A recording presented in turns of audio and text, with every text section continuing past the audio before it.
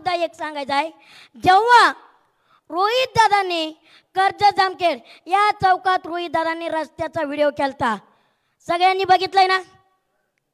बघितलंय का? रस्त्यात खड्डे होतं का खड्ड्यात रस्तं होतं?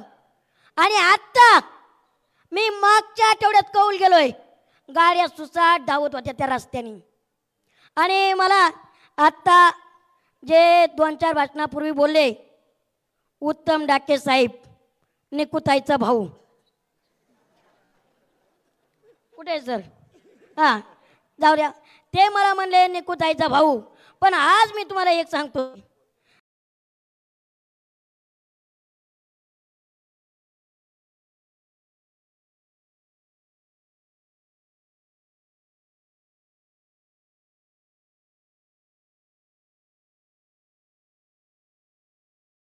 तर भाऊ आहेच, पण रोहित दादांचा लहान भाऊ म्हणून एकच सांगतोय. आणि रोहित दादांकडून थांबा, आधी शब्द तर ऐका, मग पुढे टाळ वाजवायचा का नाही ठरवा. रोहित दादांच्या परस्पर मी एक शब्द घेतलाय दादांकडून. आता कोणी MIDCत हातटाळा घातला, कोणी नाही घातला, हे आपल्याला सगळ्यांना माहिती आहे. आज तरुणांना रोजगार मिळाला असता. पण एकच सांगतोय, रोहित दादांचा लहान भाऊ म्हणून सांगतोय आणि मिरज गावच्या स्टेजवर तुम्हाला शब्द देतोय, जर आता गुलाल पडला, ज्या दिवशी गुलाल पडन त्याच दुसऱ्या दिवशी कुणी फक्त फकडीने हारून दाखवा, MIDC झाल्याशिवाय राहणार नाही. कारण आज फक्त परत हारून दाखवा. आता दम नाही, आता हारू शकत नाही, आता तरुणांचा रोजगार हिरावून घेऊ शकत नाहीत. तुम्ही राजकारण करा, पण कुठल्या पद्धतीने करताय याला थोडी मर्यादा ठेवा. आणि रोहित दादा, आपल्याला पहिलं काम करायचं असेल तर आज तरुणांच्या बेरोजगारीचा प्रश्न आहे. जे आज तरुण जर आज रोजगार असतं तर आज आम्हाला 1,500ची वाट बघावं लागली नसती. माझ्या बहिणींनो, तुम्ही सर्व शेतकरी बंधू आहात, मला सांगा 1,500 काय होतंय? काय होतंय 1,500? होतोय फायदा? बरं व्हाय ना का? योजनेचं नाव काय? लाडकी बहीण योजना. मग रोहित दादा, योजनेचं नाव आहे लाडकी बहीण योजना. योजना कुणाला पाहिजे?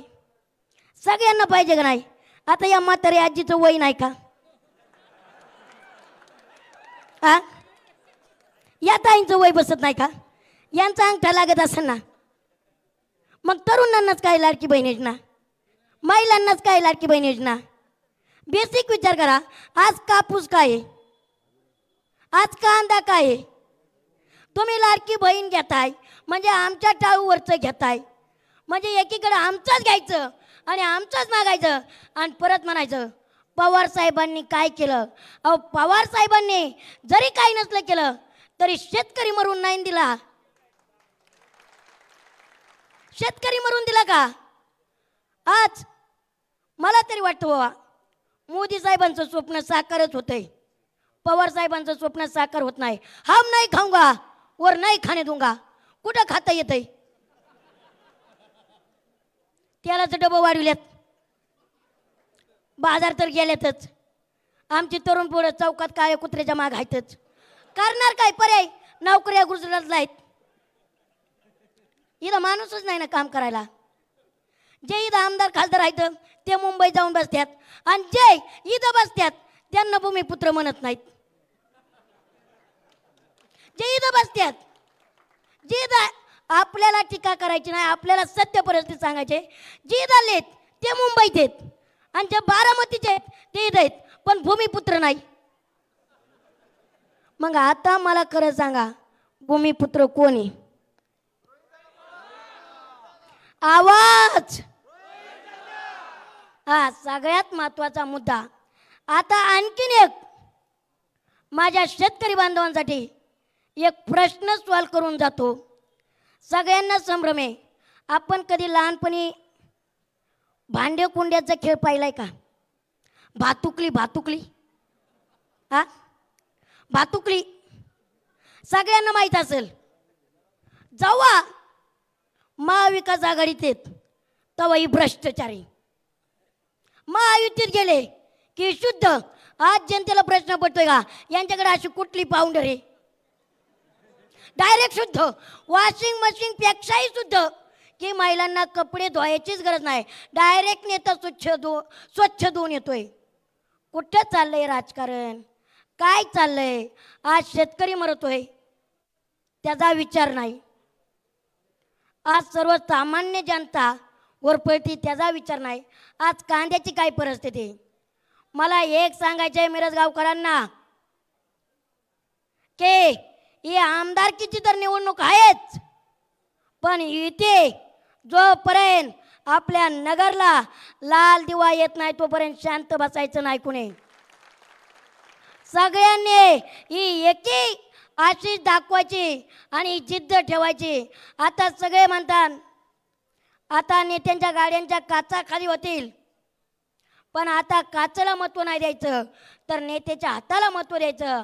आणि परत एकदा महाराष्ट्रात महाविकास आघाडीचं सरकार आणल्याशिवाय शांत बसायचं नाही.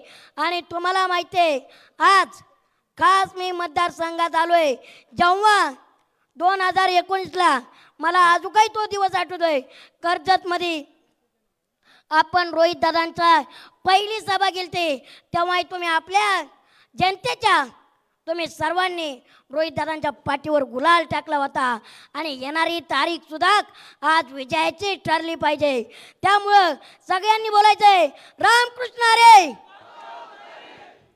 आता काय अनेक मुद्दे आहेत, पण आपण कसं बघायचंय त्या मुद्द्यांकडे हे आपण ठरवायचंय. कारण आज शेतकऱ्यांना बघायचं असेल, शेतकरी जगवायचा असेल तर पवार साहेबांशिवाय पर्याय नाही या महाराष्ट्राला. आणि मग आम्ही मुद्दाम एक उल्लेख केला, मी दादांचा तर भाऊ आहेच, पण आता सगळ्यांना परत एक प्रश्न पडला असेल, आता दादांचं वय कुठं, आमचं वय कुठं, वयाचा मॅच बसतोय का नाही. पण तुम्हाला माहिती आहे पवार साहेबांच्या पक्षात वयाला महत्त्व नाही, कर्तृत्वाला महत्त्व आहे. त्यामुळं गेले ते कावळे, हे राहिले ते मावळेत. छत्रपती शिवाजी महाराजांकडं लढायला लय माणसं नव्हती, पण गनिमी कावा करायला लय हुशार होती. तसा एक आपल्यासाठी निवडणूक धनशक्ती विरुद्ध जनशक्ती आहे, आणि जनशक्तीची पावर आणि ताकद दाखवायची वेळ आलेली आहे. आणि ती ताकद फक्त तुमचीच आहे. आणि अजून एक सांगतोय, ज्या आमच्या बहिणी म्हणतात ना लाडक्या बहिणी योजना, ती आता बंद होणार आहे. मी सांगतो, कारण तुम्हाला माहिती मी बोललो म्हणजे बोललो, मी अभ्यास केल्याशिवाय बोलत नाही. आता शेवटचं तुम्हाला 2 हप्ते आहेत, ती बंद होणार आहे. त्यामुळं मतदान जरा व्यवस्थित करा, नाहीतर तुम्हाला नाही काय कळत. आणि आमच्या दाजींची कंबर जो मोडू द्या धनाधन धनाधन. त्यामुळं बहिणींची पावर. आणि आता मला सांगा, बरं झालं मला बहिणींचा मुद्दा आठवला. बरं सरकारला जरी बहिणींनी साथ द्यायची म्हणलं दादा, तरी 3 भावापैकी कुठल्या भावाला साथ द्यायची बरं?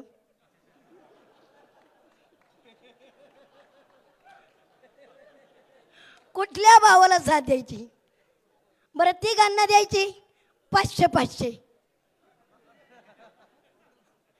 500 500. कसं रे परपंच चालायचा? दिवाळीला ह्योच प्रश्न पडला होता ना, कुठल्या मामाच्या दारात जावा, कुठल्या मामाच्या दारात जावा, कुणाला मागावा बरं? ज्यांना मागावं ते नोटरीची बल, ती सगळ्यांच्या एका मिरीच्या विचाराने चालत आहेत.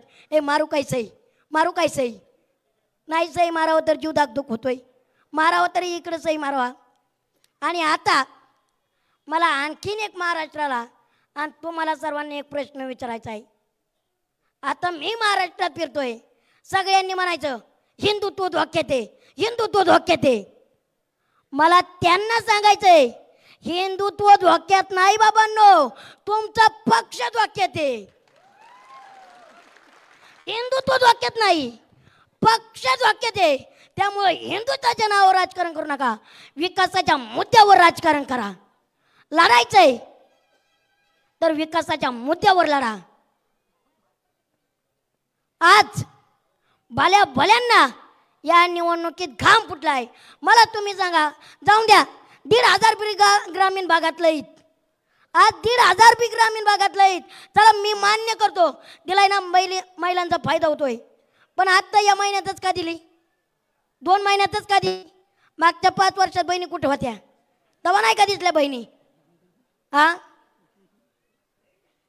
तेव्हा बहिणी कुठे गेल्या? तेव्हा दाजी दिसलं नाहीत, तेव्हा बहिणी दिसलं नाही, गुजरातला प्रकल्प नेतानी भाऊ दिसलं नाहीत. आता सगळं दिसतंय. आणि आणखीन मी सांगतो 23 तारखेच्या नंतर तू बरंच काही दिसणार आहे, बरंच काही.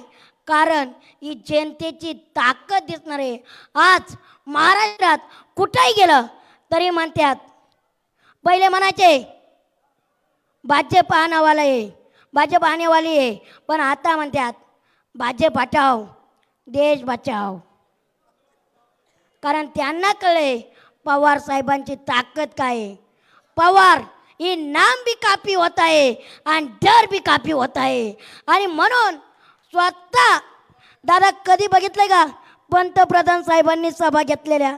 आता स्वतः पंतप्रधान साहेब सभा घेत आहे, पण किती सभा घेऊ द्या उपयोग होणार नाही. आता फक्त पवार साहेब म्हणजे पवार साहेबच. महाराष्ट्रात एकच पॅटर्न चालणार, महाविकास आघाडी. आता मला एक बोलायचंय त्याशी बरं का रोहित दादा, मी त्याशी एका जिल्ह्यात होतो, XY जिल्ह्यात नाव सांगणार नाही.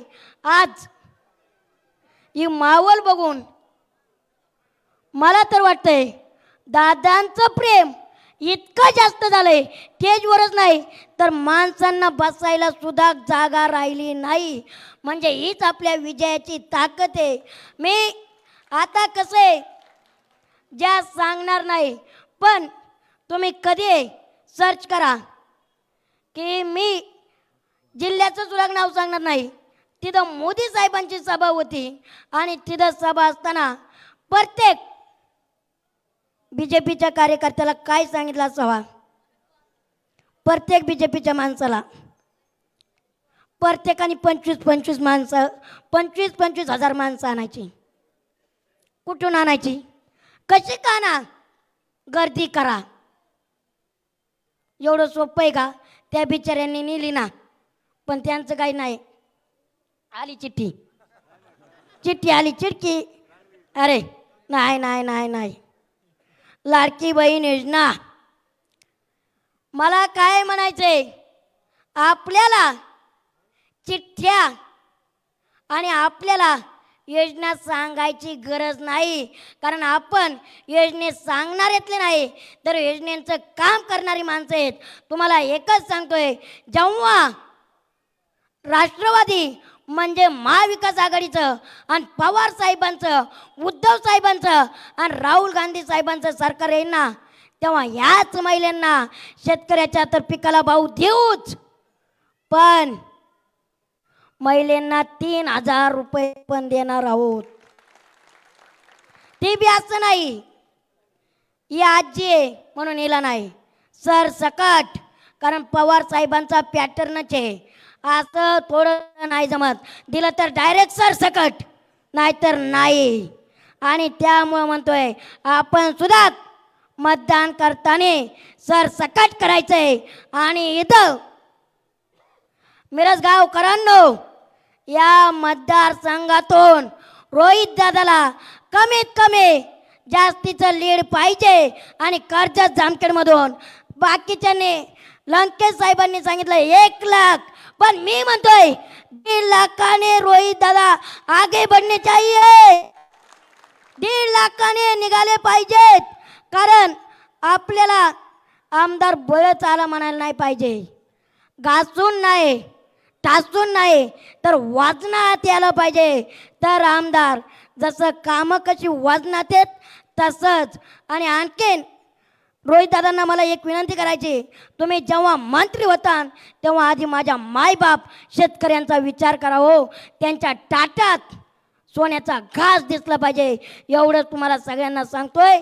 आणि मिरज गावकरांनो, तुमचं सर्वांचं मनापासून आभार. जय हिंद, जय महाराष्ट्र.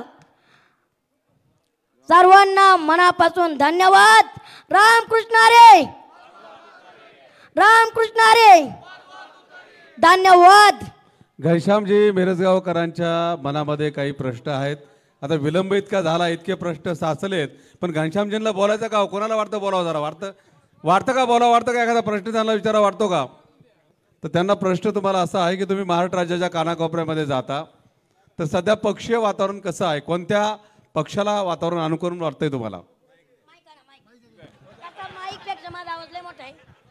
तसा माईकपेक्षाही माझा आवाज लय मोठा आहे, तसं गरज नाही. पण कुठल्या पक्षाला अनुकूल वातावरण वाटण्यापेक्षा एकच सांगन, भल्या भल्या नेत्यांना घाम फुटला आहे. आणि तुम्हाला एक या मिरज गावातून शब्द देतोय, महाविकास आघाडीचं सरकार येणार म्हणजे येणार. कारण ही महाराष्ट्रातली जनता अशी नुसती मतं देत नाही, तर निष्ठा सुद्धा देते. म्हणजे निष्ठा नाही, इकडं फक्त निष्ठी चालू आहे. त्यामुळं हे राजकारण गुवाहाटीला जाणं ते महाराष्ट्राच्या जनतेला पटलेलं नाही. सरकार येणार ते म्हणजे महाविकास आघाडीचंच. धन्यवाद. महाराष्ट्र राज्यामध्ये खरं तर पवारसाहेबांची साथ अनेकांनी सोडली, पण पवारसाहेबांच्या विचारांचे शिलेदार म्हणून राजकारणामध्ये ज्यांना आपण मानतो आहेत ते कर्जत जामखेड विधानसभा मतदारसंघाचे कर्तव्यदक्ष आमदार आदरणीय रोहितदादा पवार यांनी सावलीसारखे त्यांच्या बरोबर आहेत. तुम्ही राज्यामध्ये अनेक ठिकाणी बघतात, तुम्हाला काय त्यांचा अनुभव तिथं वाटला? नक्कीच या वाक्याला मी एकच म्हणेन की पुन्हा एकदा फिर से रोहित दादाच. कारण रोहित दादांशिवाय कर्जत जामखेडला पर्याय नाही. कारण मी सुरुवात करतानाच अशी सुरुवात केली, काचेतून हात करणारा माणूस नकोय, तर हातातला हात देणारा माणूस पाहिजे. त्यामुळं रोहित दादा आणि मला तर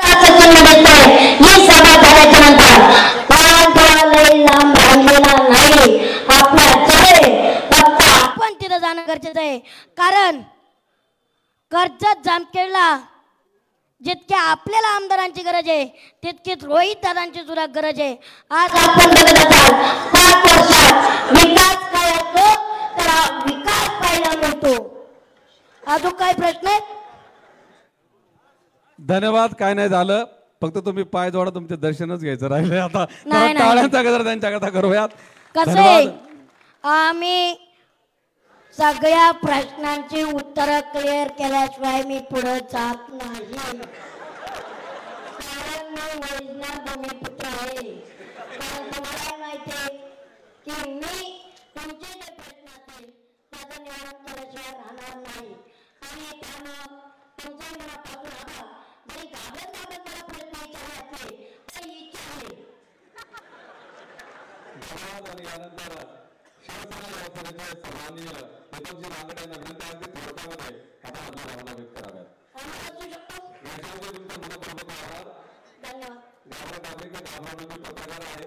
काही काळजी करू नका, मी घाबरत नाही, मी घाबरवतो.